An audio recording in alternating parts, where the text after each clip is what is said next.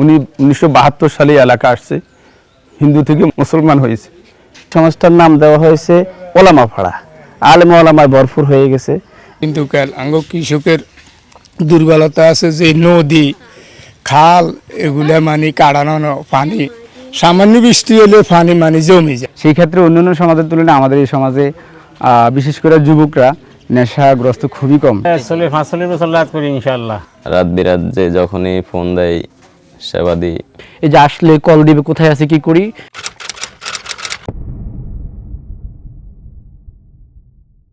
আসসালামু আলাইকুম।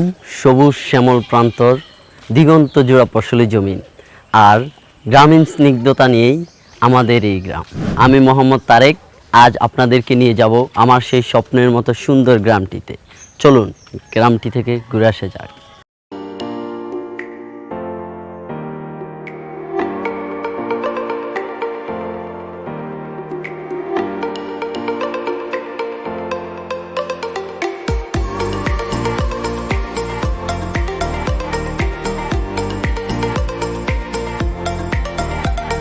আমার নাম মোহাম্মদ সানাউল্লাহ, আমার পিতা মাওলানা ইব্রাহিম।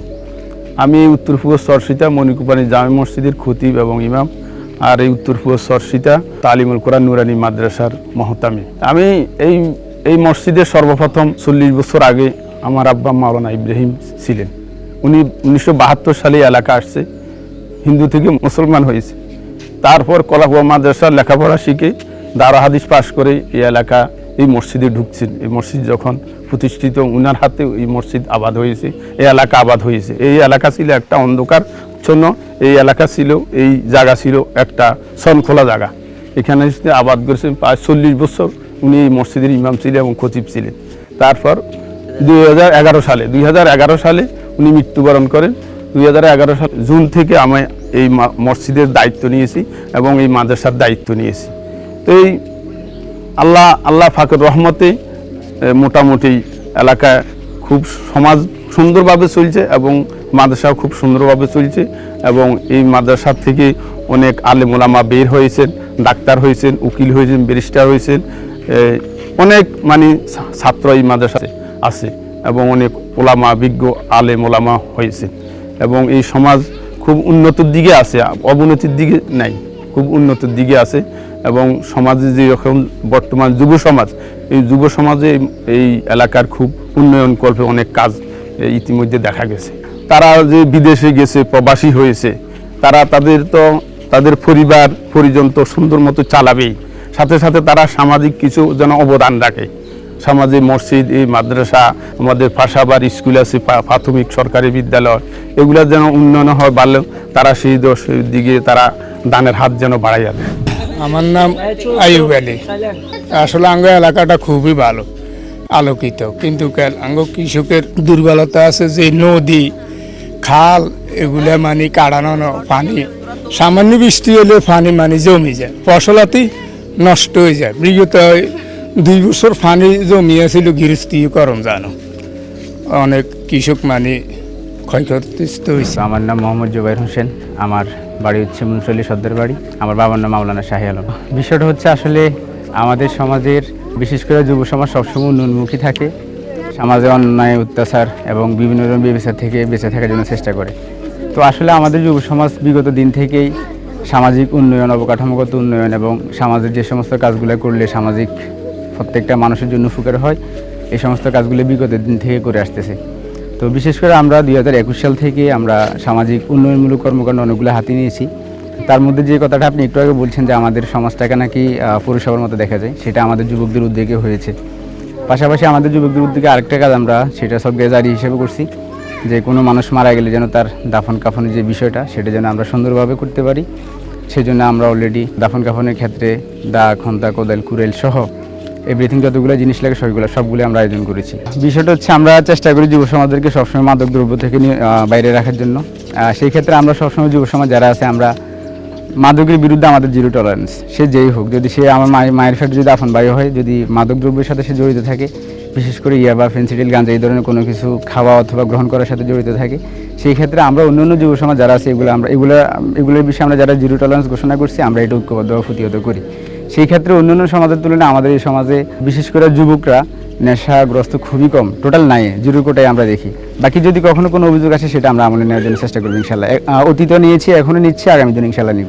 আমার নাম হাফেজ শরীফুল ইসলাম, নুরুল হক মেম্বার বাড়ি। এখানে এই সমাজ আমাদের বাড়ি, এখানে এই দিক থেকে পূর্ব দিকে আমাদের বাড়ি। আলহামদুলিল্লাহ ছাত্র জমানা থেকে তো এলাকাতে এই নুরানীতে পড়ালেখা করেছি, এরপরে কলাকুফা হেফজ সম্পূর্ণ অথবা কিতাবখানা দাওরা পর্যন্ত সম্পন্ন করে এখন ফোরকানিয়া মোহাম্মদিয়া নুরানিয়া হাফিজিয়া মাদ্রাসায় শিক্ষকতা করতেছি দীর্ঘ 7 বছর পর্যন্ত।